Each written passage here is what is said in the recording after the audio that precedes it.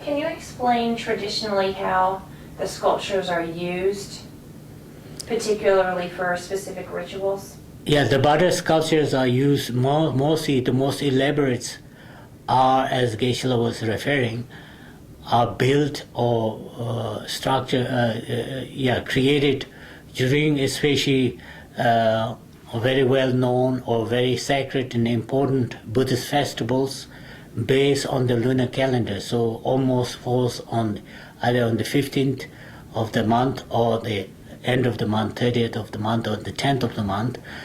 And some size comes, as we came to learn now, maybe some 20 to 30 feet high. But many various sizes are built in almost in every monastery, and they are displayed on their altars. And the better qualities, which are butter and made mixed with oil or butter oil, can last for years. And there are very few items that will be in the layman's household that they would display this. Maybe some as a representation of the sensory powers or symbol of some spiritual qualities. Did I get it right? Yes, that's Okay. good. Actually, I thought of another question. For the larger sculptures, especially the 24 feet tall ones, approximately how many hours or how many months' time would go into making one of those? You might be able to answer this.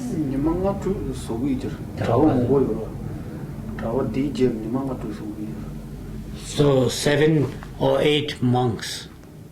Monks or months? Monks will complete it in a week's time. In a week? In a week. 7 or 8 monks, and these are highly trained ones. Wow, yes, they would have to be.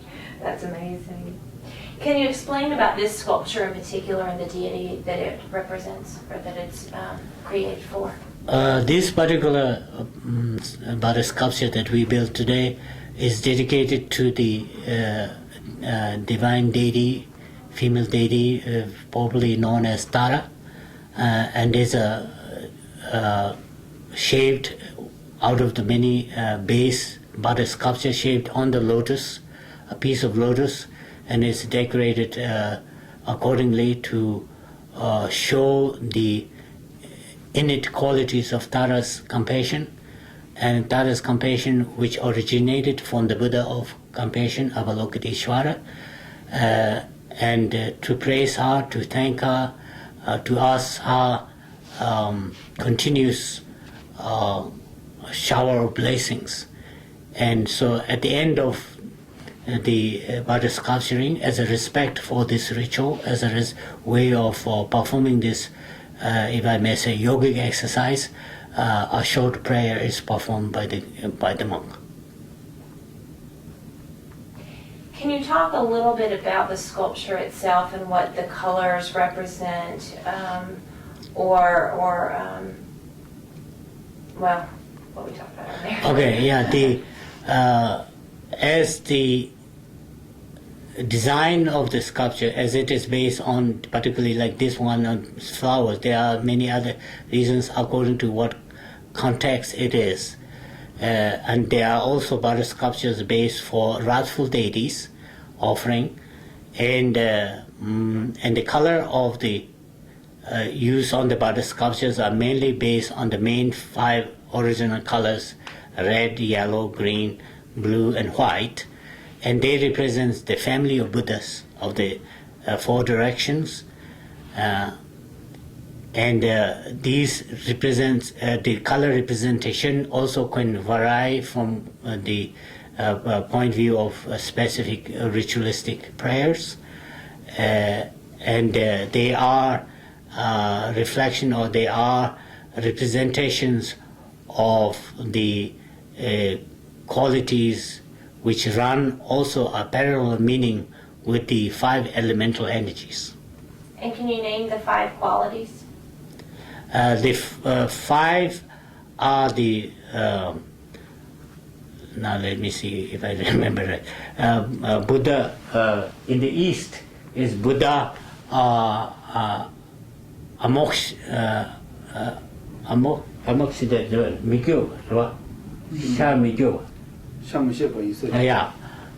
Ashokbai. Yeah. So in the east is Ashokbai, the Buddha of immobility, and the west is Amitabha, the Buddha of immense light, and in the north is Ratnasambhava, the Buddha of immense generosity, and in the south,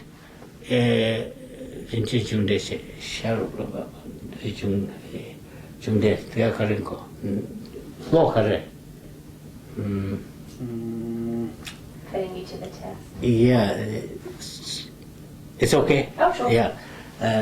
Obama, right? Mikyo. Nana the Obama chibar. Any Rinche Jumleche. Cheris Yama, Tandina Legumana, Rinche Jumde, Rinche June, Ratna Badra, Rana Badra, any Rinche Sango, Rinche Jumde, any the Kari to Bimbo. Okay, okay. In the south is the Buddha of accomplishment, and the center is Virochana, the Buddha of limitless purity. So each color, the east,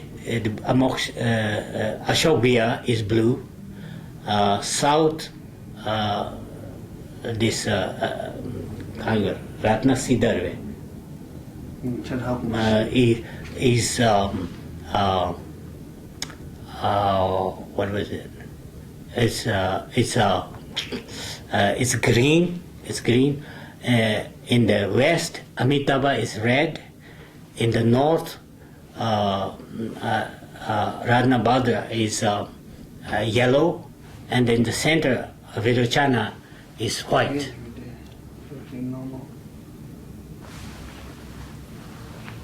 Can you talk just briefly about the ceremony that we saw and how that was tied into the creation of the sculpture?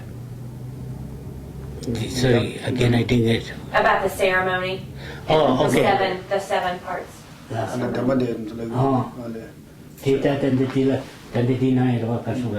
Yela doing chuti chishirwa. There's tambo the prayer of the Buddha. Ani badela Tambo tobache. Tambo tebache. Ni badela ni ten lajans she has a day and so send it on the order ni chile de jo four immeasurable. Oh, four immeasurable. And it's any invocation la. Any they tell any offering and appear. She. Any last dedication. Dedication. Okay. Yeah. Okay. So in this particular, the conclusion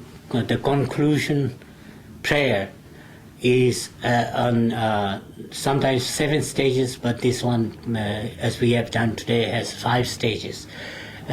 First is salutation. In praise of the particular deities, and then second one is evocation or invitation of the deities to enter this place and bless it, and third is to offering them and dedication in this, that may this kind of little practice contribute to the 4 immeasurable qualities of Buddha. And fifth, in the concluding, is to thanking it, or as we call it, dedication in praise of their activities and continuation of their activities. One final thing that I didn't mention to you earlier, but could you do an introduction of sorts so that we know a little bit more about the sculptor? Yes, certainly. Briefly, his name, his background, why he's here, that type of thing. Yeah, so Geshe Sangla here is actually on a vacation. So,